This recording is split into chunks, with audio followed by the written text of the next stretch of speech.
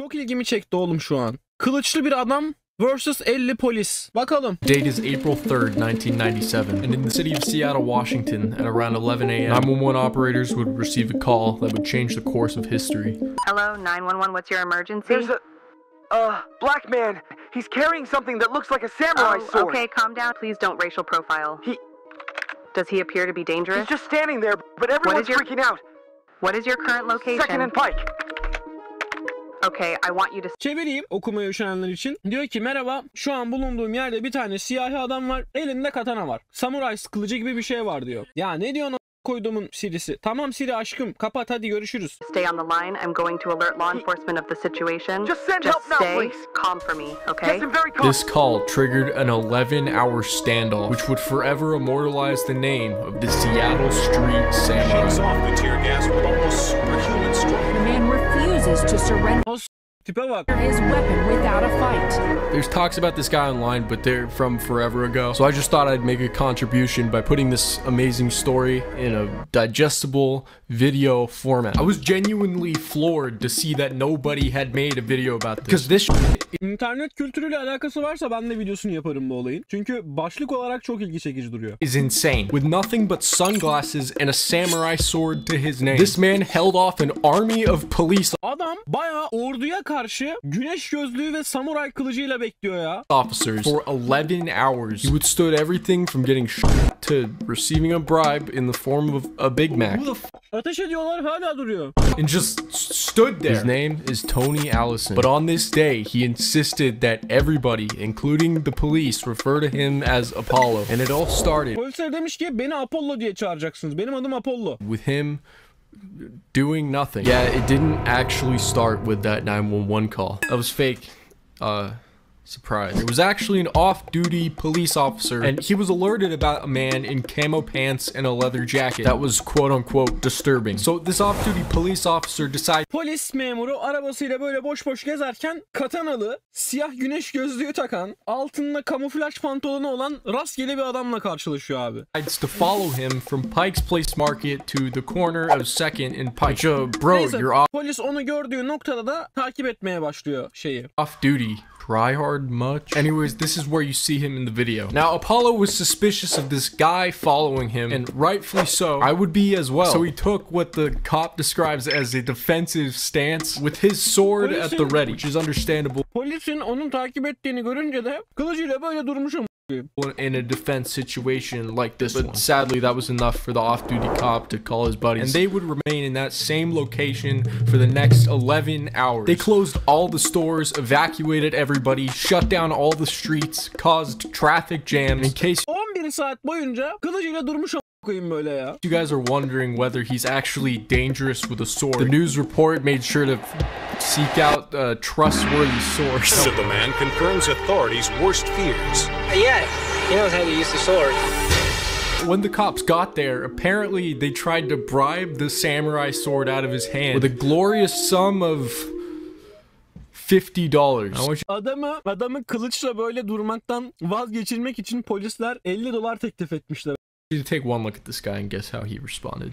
Defensive stance. No, but actually, verbally, he didn't say anything for the entire 11-hour standoff, except mentioning he had brothers in China and Russia, and correcting police officers when they wouldn't refer to him as Apollo. He also said that he was possessed by demons and wanted to kill them. He talked about Adam 11 saat boyunca sadece Çin'de ve Rusya'da kardeşleri olduğundan bahsetmiş ve polisler ona adıyla seslendiğinde benim adım Apollo diye onları düzeltmiş sadece. Bir de onu bir şeytanın ele geçirdiğini düşünüyormuş. of Satan. He talked about his brothers in Russia and China, but he never really engaged the negotiator. But yeah, he just refused to drop the sword. I don't know, I couldn't imagine why. However, the police did not give up here. They went back to the drawing board and came up with another offer. Now, I can't make this It's your McDonald's Big Mac. You've got to taste. They offered him a Big Mac. No, I'm serious. Abi elinde sokağın ortasında katanayla böyle duran bir adamı vazgeçirmek için adama Big Mac teklif etmişler.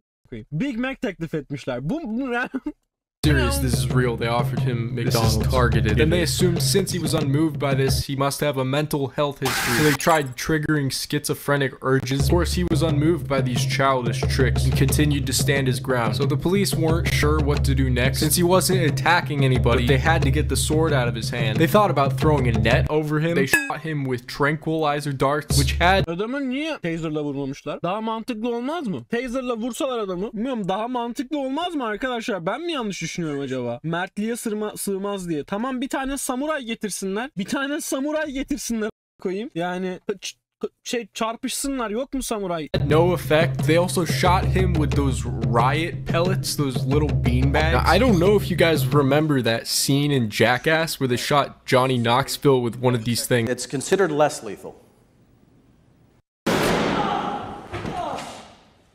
He was on the ground panting for like 20 minutes. He just shrugs. Plastik mermi gibi bir şeyle vurmuşlar adamı. Burada da plastik mermiyle vurulan bir adamın ki üzerinde çelik yelek var tepkisini gösteriyorlar. It's considered less lethal. Bak. He was on the ground panting for like 20 minutes. Bizim oğlana bakın şimdi bak. He just shrugs it off. Anyways, 2 unfair nut shots later, he was still... Bu ne herif, ne yaşamış acaba ya? Bu ne? Standing. But he endures round after round and shows no sign of surrender. So then they decided the best route to take is to tear gas him. The man shakes off the tear gas with almost superhuman strength. Spray him with a fire hose. Adama biber gazı sıkmışlar. Üzerine su sıkmışlar. Hoping that he will lose his grip on the sword. When that doesn't work, they turn the water pressure up. Full blast. And then pin him down with a ladder. Those guys. Adam hepsine karşı durmuş lan. Helal olsun birader. Went down by the book exactly what they were supposed to do. Oh, yeah, of course. I'm pretty sure this is the definition of by the book, actually. Now, when you look at this from the outside, who is in the wrong here? Guns with special bean bags that strike with the same impact as a heavyweight boxer's punch.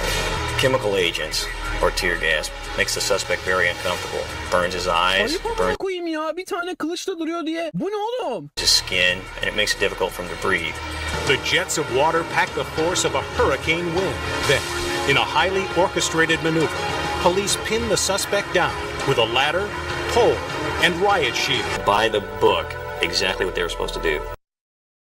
Yeah, I don't know. You guys don't want to. Hiç zarar da görmemiş adam. My opinion. What do you guys think? Would you consider this excessive force? Let me know in the comments. And you might think this man's had enough. But the tragedy of Tony Apollo Allison's story is not done. As it turns out, only a year prior to the sword incident, Tony Apollo Allison was released from Western State Hospital after finishing a Adam deliymiş normalde. 10-year sentence from a charge in which he pled not guilty due to insanity. A charge of second-degree assault with intent to rape. Before this incident, he was an alcoholic, wandering the streets with a sword on his back, and now he's a man with his name engraved in history. He was later sent back to Western State Hospital. However, his current whereabouts are unknown.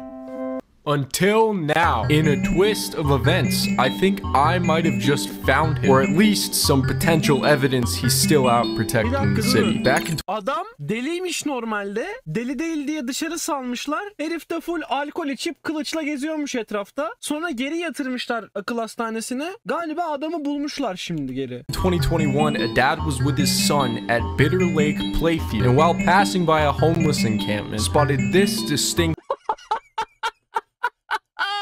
Bir aile çocuğunun okulunun yakınında böyle bir kılıç var diye çok rahatsızmış. Onun haberini yapıyorlar. Bir evsiz kamp yapıyor diye çok rahatsızmış. Onun haberini yapıyorlar. Katanası. shiny object sticking out of the debris. Now, the location of this park happens to be about 50 miles away from Western State Hospital, or a mere 8.2 miles away from where this whole thing began. Now, due to Apollo's story being very old and many news sources Oğlum ya, komedi koyayım.